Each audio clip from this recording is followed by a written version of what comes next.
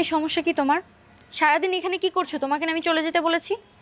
তোমাকে তো আমি বলছি তোমার সাথে আমি যাব না, তারপরে এখানে অপেক্ষা করে কি করছো?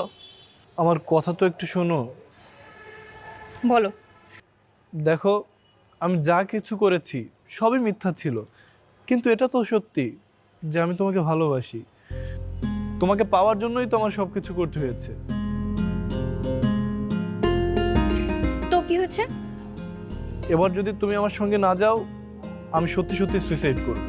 যাও, পাশেই রেল লাইন আছে, রেল লাইনে যে টুক করে মাথা দিয়ে শুয়ে পড়ো। ঠিক আছে, চলো। আমি আজ তোমার সামনে আত্মহত্যা করব।